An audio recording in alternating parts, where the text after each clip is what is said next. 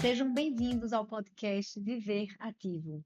Eu sou Vanessa Gifone, médica geriatra e uma das sócias do Complexo Ativo.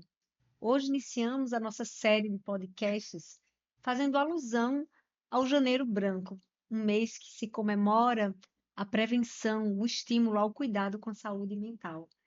E para iniciar essa série de podcasts, eu trago nada menos do que nossa querida neuropsicóloga Ana Maria, uma grande especialista na saúde mental, no envelhecimento. Então, esse podcast acompanhe, fique conosco, porque nós traremos informações muito confiáveis, seguras sobre o envelhecimento ativo.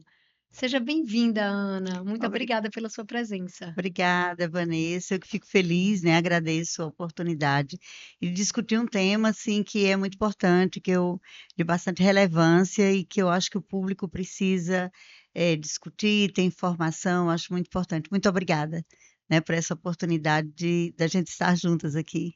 Muito bem.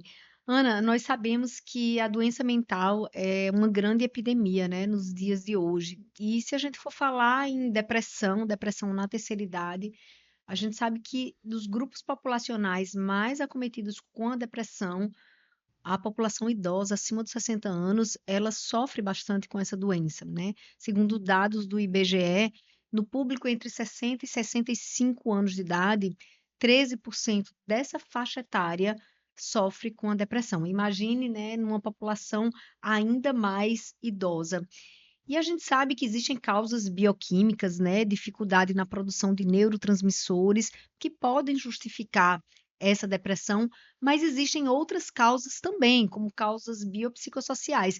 Então, eu queria que você falasse um pouquinho que tipo de causas psicossociais podem também justificar essa alta prevalência da depressão no envelhecimento. Olha só, Vanessa, é importante. Eu acho que antes da gente falar sobre as causas, é muito importante a gente falar também de como é negligenciado, muitas vezes, o diagnóstico da depressão no idoso. Por quê? Por ser uma pessoa pouco produtiva, que não tem uma rotina, digamos assim, recheada de compromissos, geralmente a família não interpreta, não visualiza, né, não identifica os sinais de primeira. É diferente, por exemplo, um adolescente que começa a deixar de ir à escola, que deixa de conversar com os amigos, ou uma pessoa, um adulto, que tem a sua rotina de trabalho, começa a deixar de trabalhar, começa a se desinteressar pelas atividades. Quando isso acontece com a pessoa idosa, muitas vezes os sinais são muito sutis, porque ela tem uma rotina muito, digamos, reduzida, né? E às vezes a família não identifica. Então é muito, digamos assim, há um olhar muito mais aguçado em relação às outras pessoas de outras idades, e em relação ao idoso, quando vai se notar, ela já está no estágio um pouco mais avançado da depressão, né? Vários fatores, como você colocou, em relação às questões orgânicas, né, fisiológicas e tudo mais, elas são muito importantes, mas também eu acho que é de relevância que a gente aqui aponte as questões hoje de vida, de convivência, do isolamento, após a aposentadoria, uma aposentadoria não, digamos, não planejada, pessoas que vivem, digamos assim, numa rotina de trabalho e não constroem paralelamente um ciclo de amizade, uma rede de apoio social, ou até mesmo de atividades que possa fazer uma substituição pós-aposentadoria. São pessoas que muitas vezes se isolam, né? Não, elas não se isolam, mas a própria vida proporciona um isolamento muito grande, e isso faz com que essa pessoa ela não tenha um contato, digamos, para conversar, para desabafar, não procura outras atividades, há também, digamos, um preconceito em relação a novas atividades no envelhecimento, né, onde as pessoas acham que não tem mais o que aprender, não tenho mais que me desgastar com aulas de alguma coisa, ou mesmo atividades cognitivas ou física. É como se o envelhecimento fosse uma fase final de vida, não é vista como uma fase da vida, mas como uma fase final, onde não se tem mais que acrescentar algo. E isso muitas vezes leva a uma redução de atividade, redução de socialização, que leva ao isolamento, né? E esse isolamento muitas vezes causa, dentre outras coisas, como questões familiares, problemas familiares, familiares, né, psicológicos, sobrecarga psicológica com os problemas familiares. Hoje nós dizemos que nós temos uma adolescência tardia de alguns filhos, né, que hoje estão em casa com 35, 40 anos, dependendo dos Após idosos. divórcio, né? Exatamente, retornam, ou não saem ou retornam, né? E aí os idosos começam a se sobrecarregar de responsabilidade sobre esses filhos, ao invés de serem cuidados, ou a fase que pode cuidar de si, começam a cuidar ainda desses filhos, né, com as suas dificuldades, com os seus problemas, não são poupados, digamos assim, e acabam não tendo tempo para cuidar de si, né, para planejar atividades para si. Isso. Eu vou destacar algumas coisas que você falou que eu achei muito interessante, né? A pessoa não se programa para o aposentar. E ela muitas vezes está dentro do planejamento. Eu já trabalhei tanto, né?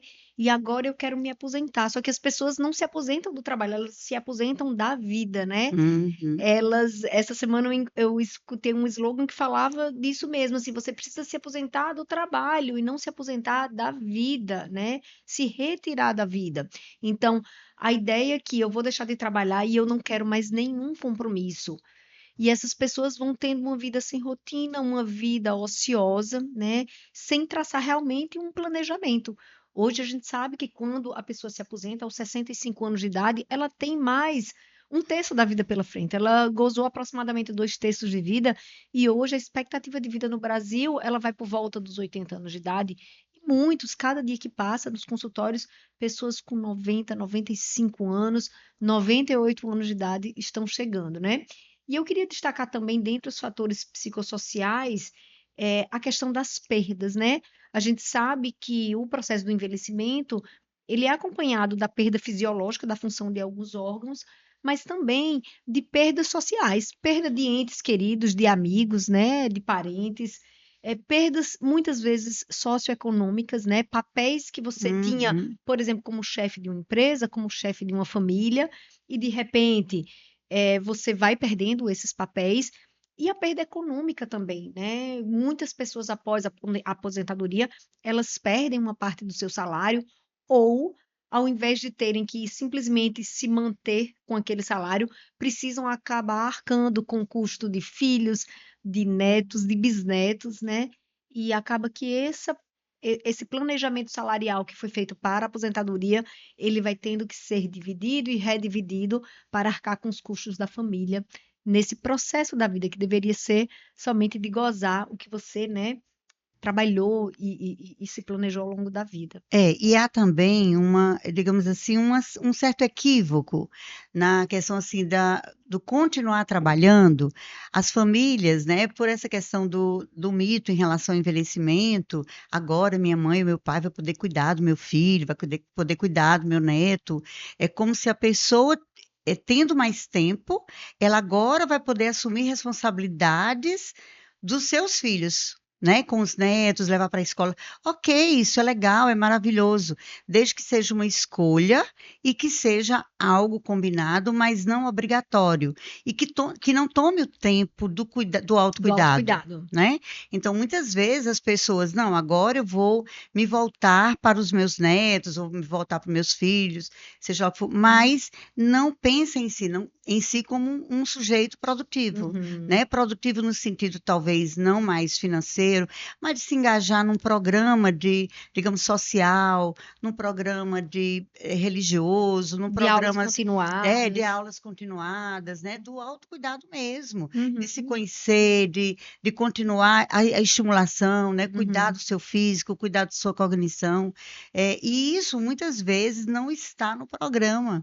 Né? Não está no programa do envelhecimento daquela pessoa. E eu acho que a gente precisa estimular isso junto à sociedade para que nós possamos envelhecer, né? E também estimular os nossos idosos. Perfeito. Porque se a família, se os filhos, a família, de um modo geral, elas não incentivam os idosos a continuar, digamos assim, essas atividades, seja de autocuidado ou até de trabalho também, né? Uhum. Buscar uma nova atividade, desde que não seja cansativo, desde que não lhe sobrecarregue, respeitando as suas limitações, respeitando o seu movimento e o seu tempo, então isso tem um ganho, é assim, é imensurável. As pessoas não têm ideia do quanto isso pode poupar as pessoas de doenças, né? De O algumas continuar patologias. sendo produtivo, né? O continuar Isso. trabalhando. Eu queria voltar aqui a um ponto que você começou a sua fala com esse alerta, e eu gostaria de reforçar e que a gente falasse um pouquinho mais, porque é algo que eu vejo todos os dias, né, na prática clínica, no consultório, no atendimento no SUS, o quanto que os sinais clínicos da depressão, eles são confundidos, Ana Maria, com os próprios sinais do envelhecimento, né? A gente vê isso, a gente ensina isso aos nossos alunos, né, do curso de medicina, o quanto que muitas vezes aquele desânimo, aquela falta de energia, aquele passar o dia tirando o cochilo, são confundidos com aspectos próprios inerentes do envelhecimento, mas que não fazem parte do envelhecimento, né?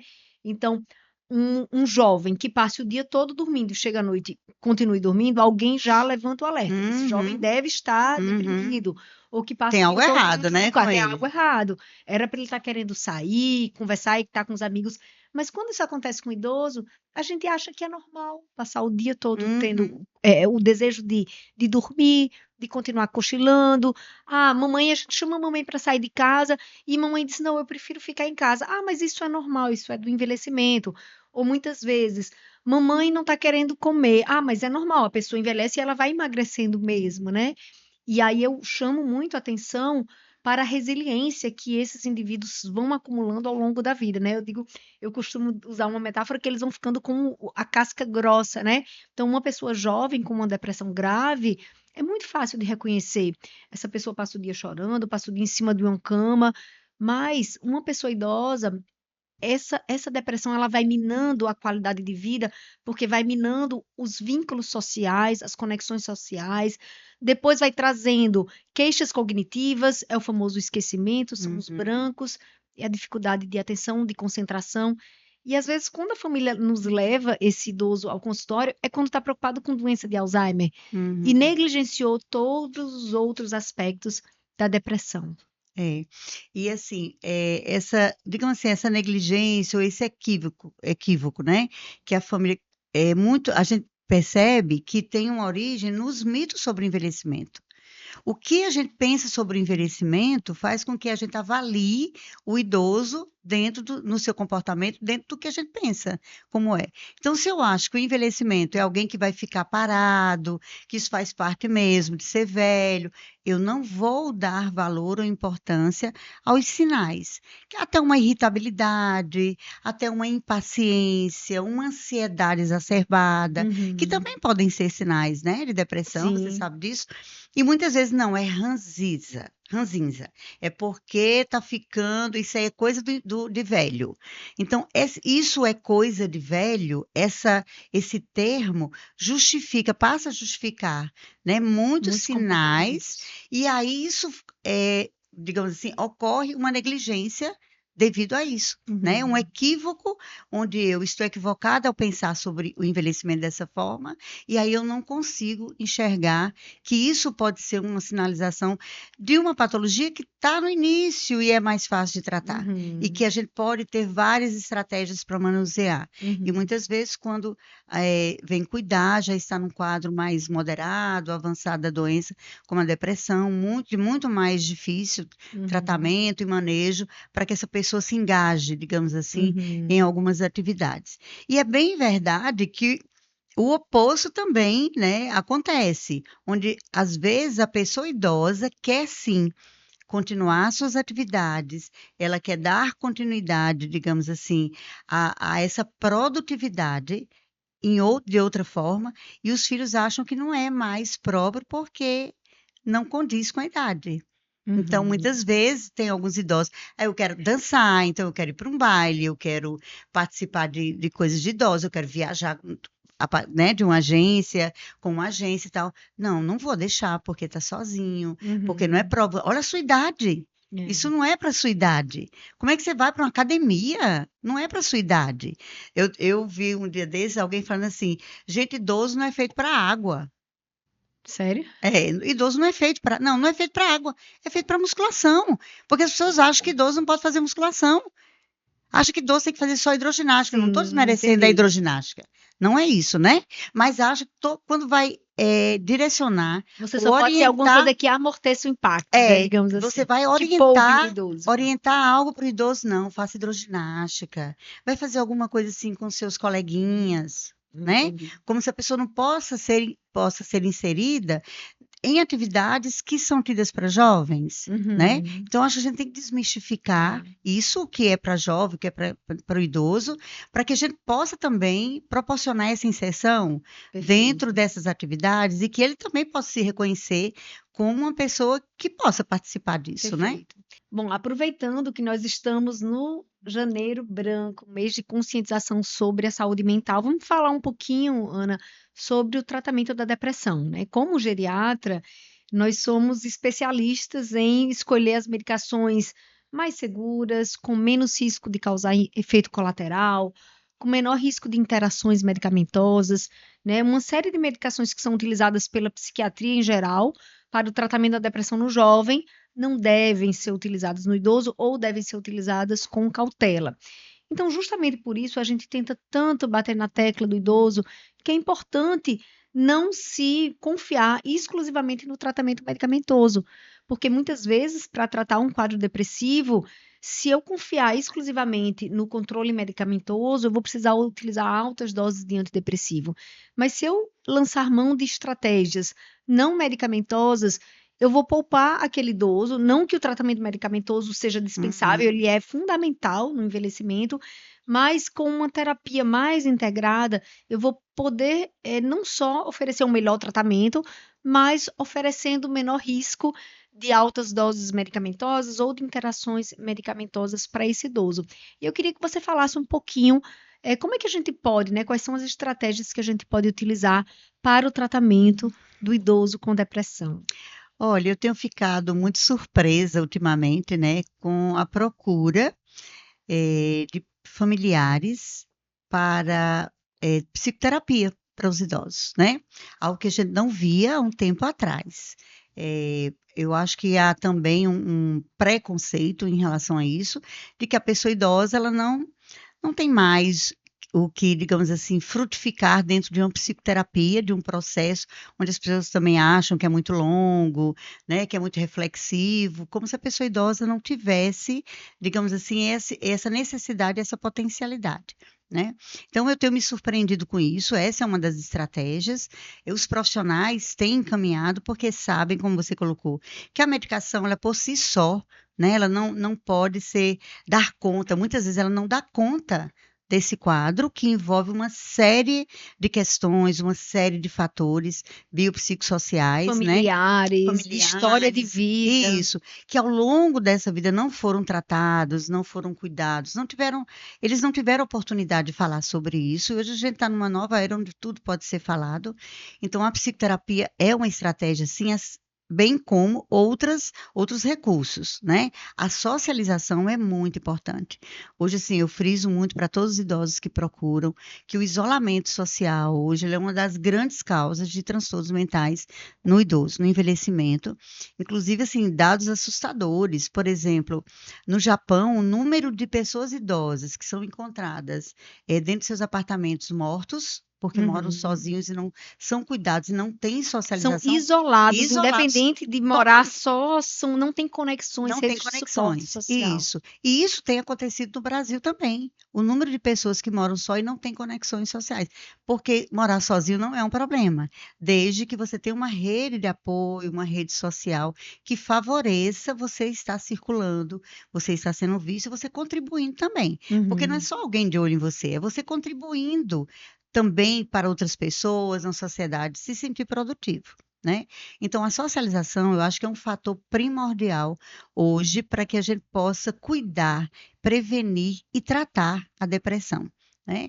Fora isso, outros recursos, como participar de cuidar da sua atividade física, né, do seu Uhum. físico, cuidar dos medicamentos, ter uma rede de apoio que a pessoa possa contar, não só familiar, mas de vizinhos, principalmente as pessoas hoje moram em condomínios, né? É mais fácil a gente construir isso, acho que Nutrir plantar e regar esses esses relacionamentos. relacionamentos, e eu acho que as próprias, digamos assim, os próprios condomínios, isso eu acho que já está sendo criado, e isso vai crescer, né, dos condomínios também criarem recursos dentro das suas Para moradias para a socialização. socialização dos idosos, né? É. Porque hoje a gente vê muitas, por exemplo, onde eu moro, é um número enorme de pessoas idosas. E a gente vê aquele grupo de pessoas à tarde, final de tarde, sentados nos bancos, conversando Se ao redor reunindo da para piscina. jogar baralho, Isso, enfim. exatamente, né? Ou então já combinando para sair juntos, ou vão para a missa, ou vão para uma aula que eles Uhum. têm, né, de memória, ou vão para uma academia. Uhum. Então, assim, essa rede que não precisa ser,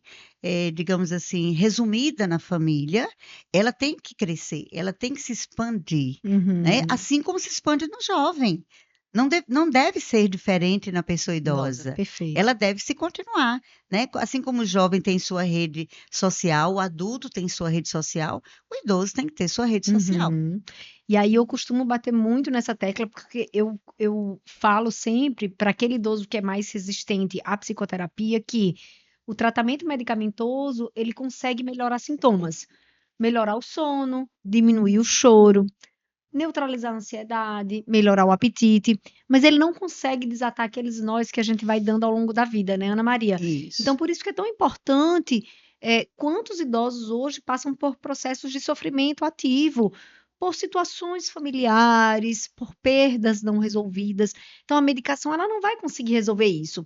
É só essa reflexão que a psicoterapia pode trazer para que a gente possa remodelar a trajetória que a gente quer seguir na vida, né? Isso. E sobre a questão da atividade física, hoje está mais do que comprovado cientificamente que atividades físicas, não só aeróbicas, mas o treino resistido, né, a musculação cada vez mais com muitas evidências científicas de como é capaz de produzir neurotransmissores, miocinas, endorfinas, que vão melhorar a área cognitiva, melhorar o humor. Então, o quanto que é importante a prática da atividade física, a prática da espiritualidade, como você falou, Uhum. se engajar num grupo da sua igreja, numa pastoral, num ministério, seja no seu culto, na igreja católica, mas assim é muito importante. A espiritualidade, ela confere ao processo do envelhecimento uma maior reserva cognitiva, uma reserva emocional, uma capacidade de enfrentamento, né, de lidar com adversidades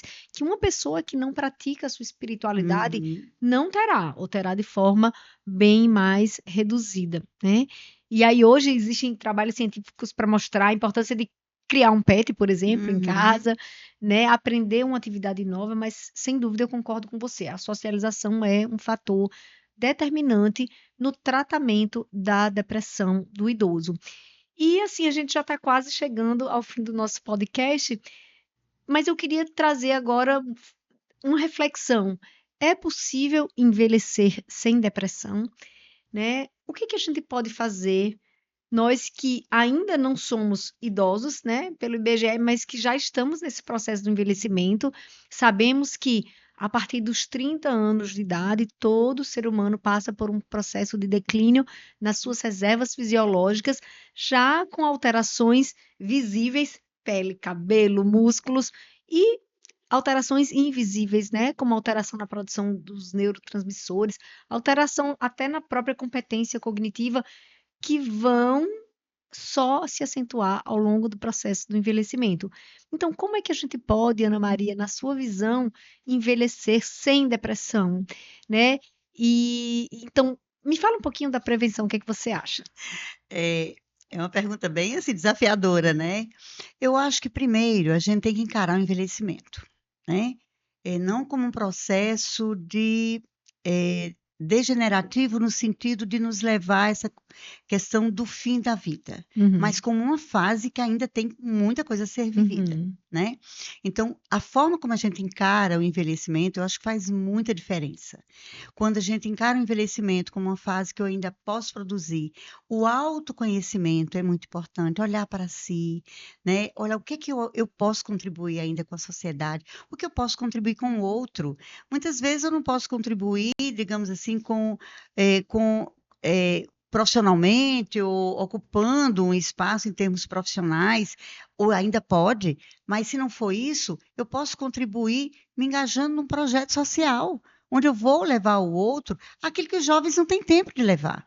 Muitas vezes não tem. E a pessoa idosa tem experiência, ela tem um olhar diferente sobre a vida. Então, é não parar. É não parar, é a gente não envelhecer, nós vamos envelhecer, como você disse, cabelo, pele, corpo, né? Eu sou uma pessoa idosa, e eu sei que vai chegar um momento que eu vou ter que trocar, né? Não é parar de trabalhar. Para mim, essa coisa do parar de trabalhar é terrível. É mudar o meu foco de trabalho. Eu já estou mudando o meu ritmo de trabalho e vou substituindo por questões, por atividades que me dão prazer, que também é onde eu me sinto importante, eu me sinto produtiva, eu me sinto necessária, eu me sinto preenchida. Né? E eu acho que essa questão que você colocou em relação à espiritualidade, né? A gente vê, nós somos corpo, somos psíquico e somos espírito. Nós não podemos negar isso e a ciência está mostrando em todos os sentidos. E nós precisamos nos trabalhar. E é dessa forma, o envelhecimento nos traz, eu acho que nos aproxima muito mais da espiritualidade. Muito mais do que quando somos jovens, que estamos muito ligados ao material, a dar conta das coisas do dia a dia. E eu acho que no envelhecimento nós temos oportunidade, né, de nos cuidar, de olhar para isso que a gente não teve tempo quando era mais jovem. E cuidar de si, né? Não parar. Não achar que porque eu estou velha eu não tenho mais o que fazer por mim. Então, eu coloco muito, eu sou neuropsicóloga, trabalho, né?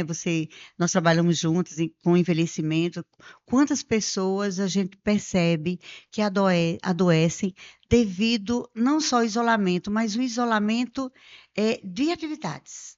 Às vezes tem um contato com família, tem amigos, mas não produz cognitivamente mais coisas, não quer aprender mais coisas, digamos assim, se acomoda, fica numa zona de conforto, onde ali faz sua cama e deita, né? Então, tudo eu pergunto ao outro, tudo eu quero que o Delego, outro confio ao cuide. outro. Isso. Então, eu não vou perguntar. E hoje está tão fácil, gente, está na nossa mão, né?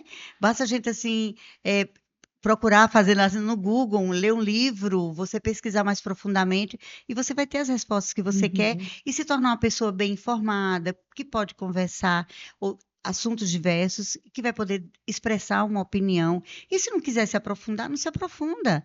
Mas pelo menos para estar conectado e saber do que está se tratando no mundo, né? Eu acho que é não se isolar de forma nenhuma, nem se isolar socialmente, não se isolar intelectualmente, não se isolar cognitivamente, espiritualmente, psiquicamente, né? Perfeito. Eu acho que nós somos seres agregadores, nós somos feitos para socialização, nós não fomos feitos para o isolamento. Perfeito. É isso aí. Bom, então vamos finalizar o nosso bate-papo. Agradeço demais você, Ana Maria Araújo, neuropsicóloga, a cabeça pensante do nosso programa de estimulação cognitiva no Complexo da Ativo. E eu acho que cumprimos bem a nossa missão de educar, de formar e de contribuir para a promoção da saúde mental, fazendo alusão a esse mês do Janeiro Branco. Muito obrigada. Acompanhem o nosso próximo podcast. Fiquem, né, ligados que em breve teremos um novo podcast. Muito obrigada, né, pelo convite. Fico muito feliz. Envelhecimento é um tema que meus olhos brilham. Então, muito obrigada e que todos reflitam, né? O Janeiro Branco, ele continua em fevereiro, março, abril, maio, né? Que a gente não pare de pensar sobre isso e estejamos de olho em relação aos nossos idosos. Muito bom.